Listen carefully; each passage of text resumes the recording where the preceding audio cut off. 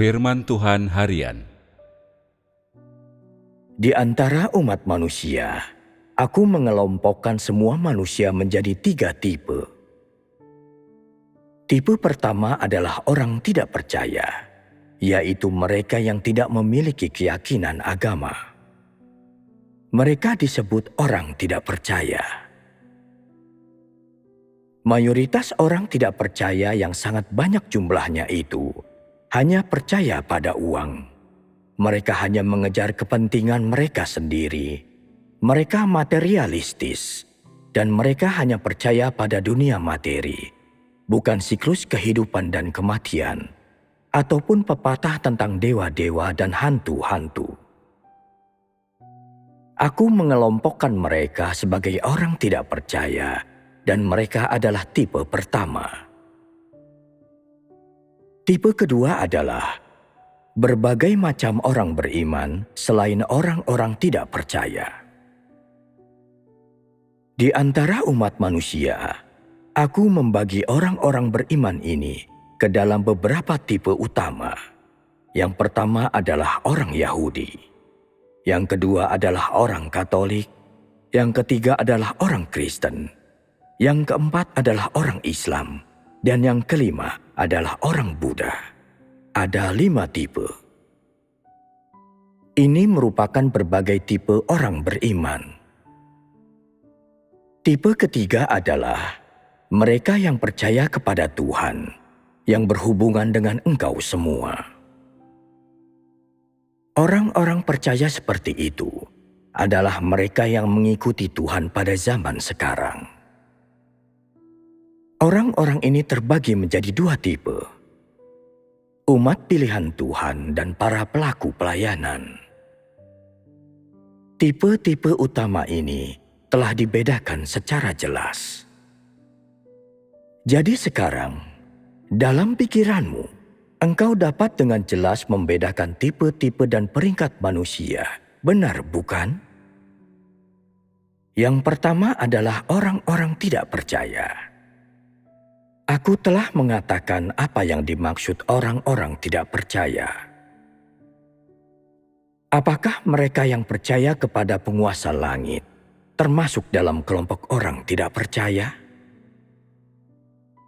Banyak orang tidak percaya hanya percaya kepada penguasa langit.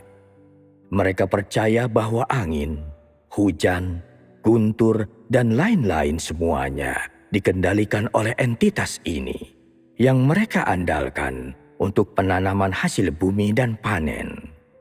Tetapi ketika kepercayaan kepada Tuhan disebut-sebut, mereka tidak mau percaya kepadanya. Bisakah ini disebut kepercayaan kepada Tuhan? Orang-orang seperti itu termasuk dalam orang-orang tidak percaya. Engkau mengerti hal ini, bukan? Jangan salah dalam pengelompokan ini. Tipe kedua adalah orang-orang beriman. Tipe ketiga adalah mereka yang mengikuti Tuhan pada zaman sekarang. Mengapa aku membagi semua manusia ke dalam tipe-tipe ini? Karena beragam tipe manusia memiliki kesudahan dan tempat tujuan yang berbeda. Itu merupakan salah satu aspek. Karena ketika berbagai ras dan tipe manusia ini kembali ke dunia roh, mereka masing-masing akan pergi ke tempat yang berbeda. Mereka akan tunduk pada hukum yang berbeda dalam siklus kehidupan dan kematian. Dan inilah alasan mengapa aku telah mengelompokkan manusia ke dalam tipe-tipe utama ini. Siklus kehidupan dan kematian orang-orang tidak percaya. Mari kita mulai dengan siklus kehidupan dan kematian orang-orang tidak percaya. Setelah seseorang meninggal, mereka diambil oleh petugas pengadilan dari dunia roh. Apa yang diambil dari mereka? Bukan tubuh jasmani mereka, tetapi roh mereka. Ketika roh mereka diambil, mereka tiba di tempat yang merupakan perantara dunia roh.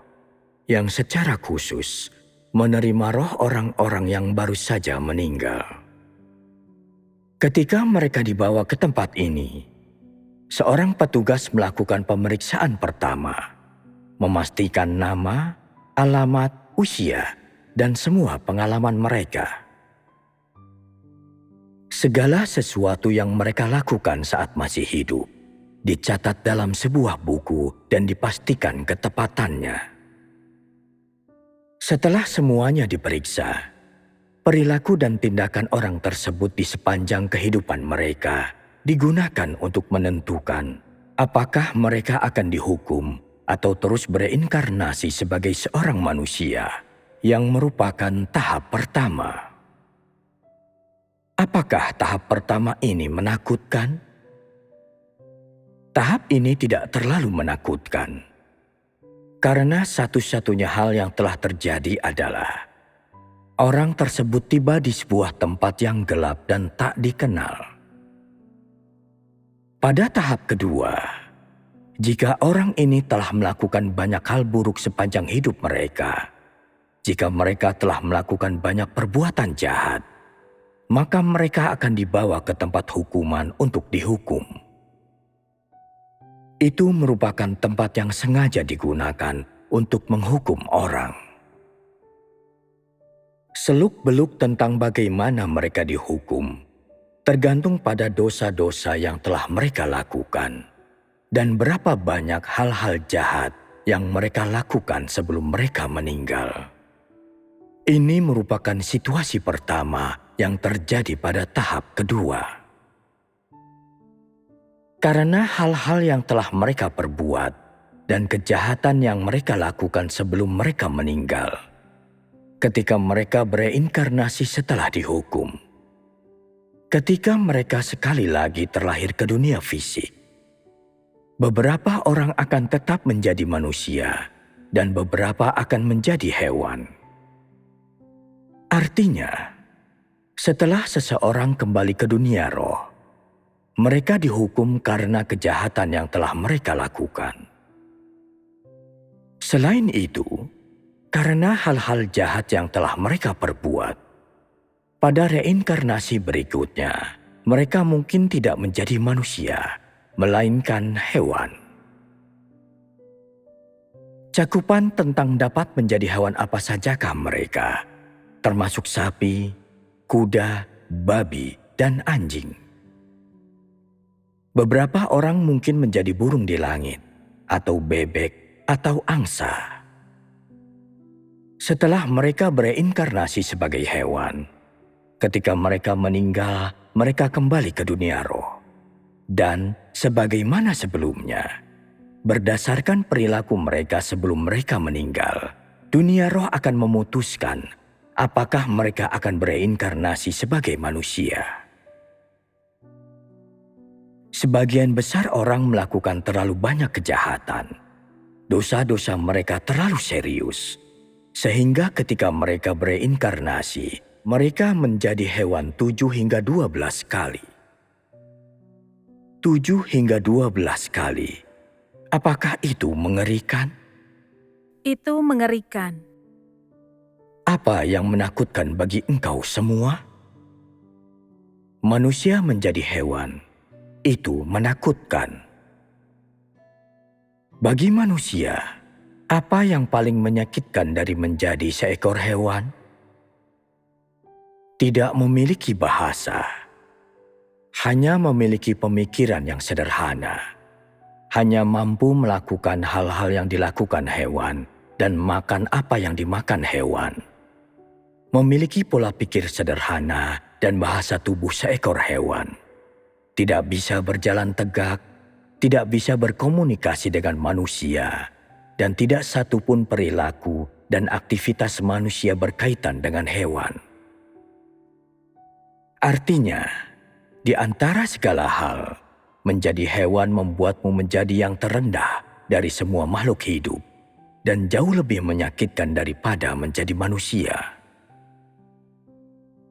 Ini salah satu aspek dari hukuman dunia roh terhadap mereka yang telah berbuat banyak kejahatan dan melakukan dosa-dosa besar.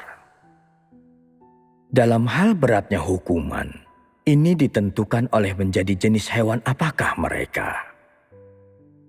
Misalnya, apakah menjadi seekor babi lebih baik daripada menjadi seekor anjing? Apakah seekor babi memiliki kehidupan yang lebih baik atau lebih buruk daripada seekor anjing? Lebih buruk, bukan? Jika manusia menjadi seekor sapi atau seekor kuda, apakah mereka akan hidup lebih baik atau lebih buruk daripada seekor babi? Lebih baik. Apakah akan lebih nyaman jika seseorang menjadi kucing?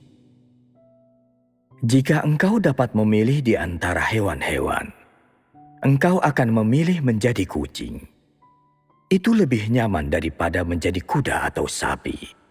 Karena engkau dapat bermalas-malasan dan menggunakan sebagian besar waktumu untuk tidur. Menjadi sapi atau kuda lebih melelahkan. Karena itu jika manusia bereinkarnasi sebagai sapi atau kuda, mereka harus bekerja keras, yang tampaknya seperti hukuman yang berat. Menjadi seekor anjing sedikit lebih baik daripada seekor sapi atau kuda. Karena seekor anjing memiliki hubungan yang lebih dekat dengan tuannya. Terlebih lagi, saat ini, banyak orang memelihara anjing dan setelah 3 atau 5 tahun, anjing itu telah belajar untuk banyak memahami apa yang dikatakan manusia. Karena seekor anjing dapat memahami banyak perkataan tuannya. Ia memiliki pemahaman yang baik tentang tuannya dan terkadang dapat menyesuaikan diri dengan suasana hati dan tuntutan tuannya. Karena itu, tuannya memperlakukan anjing itu dengan lebih baik dan anjing itu makan dengan lebih baik dan minum dengan lebih baik. Dan ketika kesakitan, anjing itu diperhatikan lebih lagi. Jadi tidakkah anjing itu menikmati kehidupan yang bahagia? Karena itu, menjadi anjing lebih baik daripada menjadi sapi atau kuda. Dalam hal ini, beratnya hukuman seseorang menentukan berapa kali mereka bereinkarnasi sebagai hewan dan sebagai jenis hewan apa mereka bereinkarnasi. Engkau mengerti kan? Karena mereka melakukan begitu banyak dosa ketika mereka masih hidup, beberapa orang akan dihukum dengan bereinkarnasi sebagai hewan 7 hingga 12 kali. Setelah dihukum cukup banyak kali, ketika mereka kembali ke dunia roh, mereka dibawa ke tempat lain. Berbagai roh di tempat ini telah dihukum, dan termasuk jenis roh yang sedang mempersiapkan diri untuk bereinkarnasi sebagai manusia. Tempat ini mengelompokkan masing-masing roh ke dalam tipe yang sesuai dengan di keluarga seperti apa mereka akan dilahirkan, peran apa yang akan mereka mainkan setelah mereka bereinkarnasi, dan seterusnya. Sebagai contoh, beberapa orang akan menjadi penyanyi ketika mereka datang ke dunia ini. Jadi mereka ditempatkan di antara para penyanyi. Beberapa akan menjadi pebisnis ketika mereka datang ke dunia ini. Jadi mereka ditempatkan di antara para pebisnis. Dan jika seseorang akan menjadi peneliti ilmiah ketika mereka menjadi manusia, mereka ditempatkan di antara para peneliti ilmiah. Setelah mereka dikelompokkan, masing-masing dikirim sesuai dengan waktu dan tanggal yang ditentukan, sebagaimana orang mengirim email saat ini. Dengan ini, satu siklus kehidupan dan kematian akan menjadi lengkap. Dari hari ketika seseorang tiba di dunia roh, sampai akhir hukuman mereka, atau sampai mereka telah bereinkarnasi sebagai hewan berkali-kali, dan bersiap untuk bereinkarnasi sebagai manusia. Proses ini lengkap. Akankah mereka yang telah selesai dihukum dan tidak bereinkarnasi sebagai hewan dengan cepat dikirim ke dunia fisik untuk menjadi manusia? Atau berapa lamakah waktunya sebelum mereka bisa datang di antara manusia? Berapa seringkah hal ini dapat terjadi? Ada batasan waktu untuk hal ini. Segala sesuatu yang terjadi di dunia roh tunduk pada batasan dan aturan waktu yang tepat, yang jika kujelaskan dengan angka, engkau semua akan mengerti. Bagi mereka yang bereinkarnasi dalam jangka waktu singkat, ketika meninggal, kelahiran mereka kembali sebagai manusia akan dipersiapkan. Waktu tersingkat adalah 3 hari. Bagi beberapa orang, waktunya 3 bulan. Bagi beberapa orang 3 tahun. Bagi beberapa orang 30 tahun. Bagi beberapa orang 300 tahun.